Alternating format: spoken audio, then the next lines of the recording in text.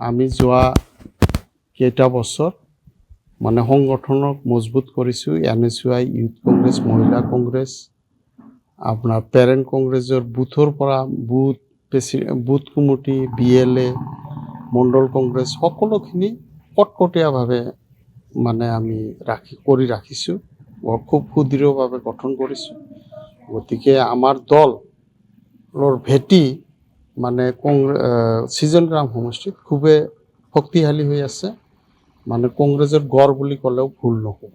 এবাৰ কি প্ৰতিশ্ৰুতি ৰাইজৰ মাজত আগবাঢ়িব? নাই, প্ৰতিশ্ৰুতি বুলি কোনো কথা নাই। মই যিমানবিলাক সমস্যা আছে যোৱাবেলি মই যিবিলাক প্ৰতিশ্ৰুতি মানে যিবিলাক সমস্যাৰ কথা আঙুলিয়াইছিলোঁ, প্ৰায়ভাগ সমস্যাই মানে হেৰি কৰা হৈছে, মানে সমাধান কৰাৰ কাৰণে ব্যৱস্থা লোৱা হৈছে। ৰাস্তা ঘাটৰ কথাই কওক, আপোনাৰ দলঙৰ কথাই কওক, বা আপোনাৰ হেল্থ ছেক্টৰ স্বাস্থ্যখণ্ডৰ কথাই কওক, শিশু আৰু পৰিয়াল কল্যাণ বিভাগৰ কথাই কওক, কৃষকসকলৰ কথাই কওক, গৰাখহনীয়াৰ কথাই কওক, সকলো দিশতে ব্যৱস্থা গ্ৰহণ কৰা হৈছে। কিন্তু আপোনালোকে জানে, এটা অনুন্নত সমষ্টি উন্নত সমষ্টিলৈ ৰূপান্তৰ কৰিবলৈ বহুত কাম কৰিবলগীয়া হয়। আমাৰ এই সমষ্টিটো খুবেই অনুন্নত সমষ্টি, ৰাজ্যখনৰ ভিতৰতে অন্যতম হিচাপে অনুন্নত। দুটাকে মডেল স্কুল আমি আনিছোঁ। এটা PM শ্ৰী স্কুল আছে, আপোনাৰ ধৰক জনপ্ৰিয় হাইস্কুল চালাবিলা 7.5 কোটি টকাৰ কাম প্ৰায় সম্পূৰ্ণ হৈছে। ৰাঙাপানীত 8 কোটি টকাৰ কাম ইতিমধ্যে আৰম্ভ হৈছে।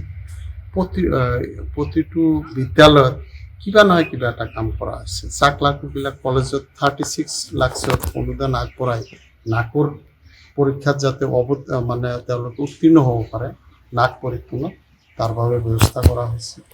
হয়তো কোনোবা এটাত এডিশ্যনেল ক্লাছৰুম দিয়া হৈছে, কোনোবা এটাত মেৰামতিৰ টকা দিয়া হৈছে, কোনোবা এটাত বাউণ্ডাৰী ৱাল কাম কৰা হৈছে। প্ৰতিটো বিদ্যালয়তে কিবা নহয় কিবা এটা কৰা। যিহেতু ছাৰ ছিজন গ্ৰাম সমষ্টিৰ গৰাখহনীয়াৰ একচুৱেলি মূল সমস্যা বুলি ক'ব পাৰি, এই ক্ষেত্ৰত কিমান আচলতে সফল হৈছে আপুনি কাম কৰিছে, আৰু বাকী কি আছে কৰিবলগীয়া কি আছে? খহনীয়াৰ ক্ষেত্ৰত এইটো এটা মানে চিৰকলীয়া সমস্যা। আজি হৈছে বুলি, মোৰ দিনত হৈছে বুলি কোনো কথা নহয়। ইয়াতে বৰ্তমানটো ছিজন গ্ৰাম, মানা, ব্ৰহ্মপুত্ৰ, চম্পাৱতী 4টা নদী আছে। 4টা নদী এটা সমষ্টিত মাৰিছে। কিন্তু মই উত্তৰ অভয়াপুৰী সাপেক্ষে কম, যিহেতু মই ইমান দিন উত্তৰ অভয়াপুৰীৰহে বিধায়ক আছিল। তাতে আপোনাৰ মানাহৰ কাৰণে মই বিধানসভাত 8বাৰমান প্ৰশ্ন উত্থাপন কৰিছোঁ। 125 কোটি টকাৰ এটা আঁচনি ৱৰ্ল্ড বেংকৰ দ্বিতীয় ফেজত অন্তৰ্ভুক্ত কৰা হৈছে বুলি মোক মানে ৰিটেন প্ৰশ্নোত্তৰত জনোৱা হৈছে। আৰু এবাৰতো এই কথাটো বাৰে বাৰে উত্থাপন কৰাৰ কাৰণে জলসম্পদ বিভাগৰ মন্ত্ৰী মহোদয় মোক ক'লে যে আপোনালোকৰ বেলেগ কথা নাই, আমি এটা কথাই কৈ থাকোঁ। বোলে হয়, মোৰ এইটো খুবেই জ্বলন্ত সমস্যা আমাৰ সমষ্টিত, ইয়াক সমাধান কৰি দিলে মই আৰু নকওঁ। পিছত তেখেতে ছেকেণ্ড ফেজত অন্তৰ্ভুক্ত কৰিছে ৱৰ্ল্ড বেংকত, আৰু ইতিমধ্যে 25-30 কোটিমান টকাৰ কাম কৰা হৈছে। সুৰামাৰাত 20 কোটিমান টকাৰ কাম কৰা হৈছে। বাঁশবাৰী চালাবিলাত আৰু মানা সংলগ্ন হোৱাৰ অৱস্থা আছিল, তাতে 5 কোটি টকাৰ জিঅ'বেগৰ কাম কৰা হৈছে। ইফালে আকৌ আৰু মানা আৰু এটা ছাইডত উল্টাখন্দা দি মানাহৰ পৰা উল্টাখন্দা আহি প্ৰায় কীৰ্তনপাৰা পাইছিলে, তাৰে নদীৰ মুখত বান্ধ দিয়া হৈছে 2 কোটি 31 লাখ টকা। এনেকৈ বহুত কাম কৰা হৈছে, আৰু বহুত কৰিবলগীয়া আছে। 2 এদিনতে আৰু কিছু কাম আৰম্ভ কৰিব, কাছাৰপট্টিত আৰম্ভ কৰিব। তো দলং সম্পৰ্কে হয়তো যিসকলে বিধানসভা চায়, ইতিমধ্যে মই দলং সম্পৰ্কে মানা নদীতে 8টা ঠাইত দলঙৰ প্ৰয়োজন। তেওঁলোকে কি ক'ব, মোৰ সেইখিনি মোৰ অভিজ্ঞতা আছে। বিৰোধীয়েতো সমালোচনা কৰিবই, আৰু গণতন্ত্ৰত সমালোচনা এটা অংশ। তাত তাৰে 3টা মানত মানে দলং 3 ঠাইত মানে কৰিবই লাগে। তাৰ ভিতৰত আমাৰ দাবীৰ প্ৰতি সমৰ্থন মানে চৰকাৰে পতিয়ন গৈ পেলাই এটা দলং ইতিমধ্যে চেংচন দিছে। কিন্তু এই দলংটো এতিয়া অভয়াপুৰী সমষ্টিত কৰিলে। আগত উত্তৰ অভয়াপুৰীত আছিল লুংঝাক, মানে উজনিৰ পৰা তেওঁলোকে কৰি আহিছে। বাকী 2টা হয়তো পৰৱৰ্তী সময়ত কৰিব লাগিব। আৰু আপোনাৰ পোকালাগি কিবা দৰকাৰ আছে, আপোনাৰ কাছাৰীপেটি নদীৰ মৰা চেনেলত দৰকাৰ আছে, পূৰ্ব জপিয়াত দৰকাৰ আছে। এইবিলাক সকলোখিনি মোৰ নলেজত আছে। কিন্তু কথা হ'ল, জানে বিৰোধী MLA দাবী কৰিলেই নাপায়। মই বিধানসভাত 2-3বাৰ এই দলঙৰ কথা উত্থাপন কৰিছোঁ।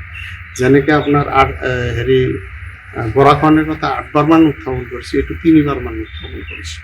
ইমান দিনে মানে যোৱা 25-30টা বছৰে যিসকল বিধায়ক আছিলে আপোনালোকে হয়তো গমেই পায় যে বিধানসভাত তেওঁলোকৰ ভূমিকাটো এই সমস্যাবিলাক উত্থাপন কৰা নাছিল, কিন্তু আমি সমস্যাবিলাক উত্থাপন কৰিছোঁ। এতিয়া পৰ্যায়ক্ৰমে কামখিনি হৈও আছে এইখিনি।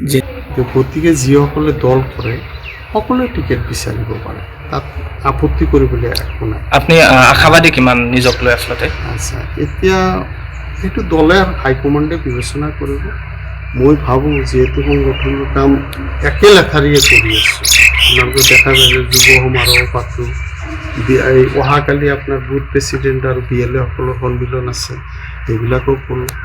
আপোনাৰ যিমানবিলাক কাৰ্যক্ৰম আছে সকলোখিনি কৰি আছোঁ। মোৰ বোধেৰে দলে হয়তো বিবেচনা কৰিব। আৰু চিটিং MLA হিচাপে এষাৰ কথাই মই ক'লোঁ যে বিৰোধী MLA সকলৰ মাজত এই টাৰ্মত হয়, এগৰাকী সাংবাদিক বন্ধুৱে মোক কৈছিলে যে শ্বেৰমানাল ডাঙৰীয়াই কৰিছে ঠিকেই, কিন্তু তেখেতৰ ফাৰ্ষ্ট টাৰ্ম আৰু ছেকেণ্ড টাৰ্মতে কাম বেছি বুলি কয়। থাৰ্ড টাৰ্মত কিন্তু মোৰ লগত যদি তুলনা কৰে মই ইমান পিছ পৰি নাথাকোঁ, সেইটো সকলোৱে গম পায়, তেখেতেও গম পায়। তো যিয়ে নহওক কিছুমান ঐতিহাসিক কাম কৰা হ'ল, আই ব্ৰিজটো কমপ্লিট কৰা হ'ল, আপোনাৰ CHC 30 বেডেড হস্পিটেল এটা সংখ্যালঘু প্ৰধান অঞ্চলত বোধহয় মানে একদম চৰ এৰিয়াত এয়াই প্ৰথম নেকি অসমতে, মহাগাঁৱততো নাই, অসমতে প্ৰায় প্ৰথম বুলি ক'ব লাগিব। তো যিয়ে নহওক কাম কৰাৰ কাৰণে চেষ্টা কৰা হৈছে, কিন্তু অনুন্নত সমষ্টি আৰু বহুত কাম কৰিবলগীয়া আছে প্ৰতিটো ক্ষেত্ৰত। শীতল ভঁৰাল কৃষকৰ কাৰণে যিটো উচিত মূল্য পাবলৈ হ'লে 1-2 মাহ ৰাখিব লাগে, দুটাকে শীতল ভঁৰাল ইতিমধ্যে চেংচন কৰা হৈছে, এটা জপিয়াত আনটো আপোনাৰ কুকিলা উত্তৰ পাৰত। যিয়ে নহওক কামবিলাক হৈ উঠিলে নিশ্চয়কৈ সমষ্টিবাসী লাভৱান হ'ব। মাকৈ MSP মই এগ্ৰিকালচাৰৰ DRSCত থাকোঁতে ডিমাণ্ড কৰি ক'লে মাকৈ যে আমাৰ ফালে মানে বহুত কৃষকে কৰি আছে, তাৰ এটা সমৰ্থন মূল্য নিৰ্ধাৰণ কৰাৰ কাৰণে দাবী উত্থাপন কৰিছিল, সেয়াও হৈছে। যিকোনো খবৰৰ বাবে যোগাযোগ কৰক আমাৰ এই নম্বৰত 9181 307 2221।